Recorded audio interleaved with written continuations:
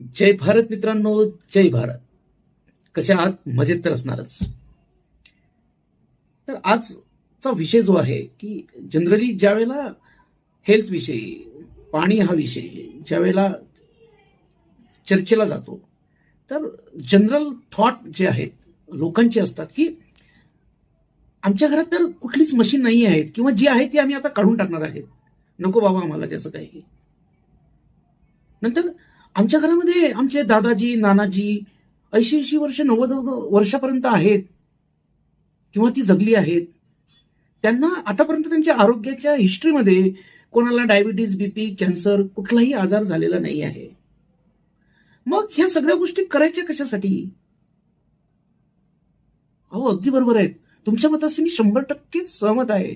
परंतु आपण त्यांच्या लाईफस्टाईल जर आपण बघितलं लहानपणापासून, जन्म झाल्यापासून, नंतर आपला जन्म झाल्यापासूनचं आपलं लाईफस्टाईल आणि आता आपल्याला मुलं बाळं झाले त्यांचं लाईफस्टाईल, या तिघांचं लाईफस्टाईल ज्यावेळेला आपण बघतो तर त्यावेळेला आपण एक लक्षात येते लोकसंख्या नजरेसमोर ठेवणं गरजेचं आहे.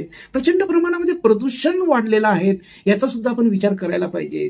आपल्या खाण्यापिण्याच्या सवयी बदललेल्या आहेत, आपलं सर्व काही पद्धती पूर्ण बदललेल्या आहेत आणि आपली जी काही सरकारी यंत्रणा आहेत मग ती खरोखर आपल्याला चांगल्या पद्धतीचं पाणी आपल्यापर्यंत निश्चितच पोहोचते का, याचा सुद्धा आपण विचार करायला पाहिजे. योग्य त्या व्यक्तीकडून जाणून घ्या नक्की काय आहे, याला आपण वेळ दिला का, पाणी या विषयाचा आपण अभ्यास केला का, की निश्चितच हे जे पाणी जे आहे की जे लोकांना याचे खूप छान अनुभव येत आहेत, खूप सारे डिसीज कव्हर व्हायला मदत होत आहे आणि prevention is better than cure. हे तर सगळीकडे आपण याचा वापर करत असतो. फायनान्स सेक्टर घ्या, तिथं आपल्याला सीए अवेलेबल असतात. नंतर आज नवीन विषय ऐकला, इंटेलेक्च्युअल प्रॉपर्टी ऍक्ट जो आहे, आयपीए. मग आपल्या आरोग्याविषयी आपण एवढे का मागासलेलापणा आपण दाखवत असतो की पाणी कुठलं पण पिलं तरी चालेल.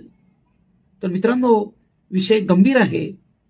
समजून घ्या, जाणून घ्या, अभ्यास करा आणि मग निर्णय घ्या. काही तुम्हाला मदत लागली तर मी आहे H for health, H for Hemant.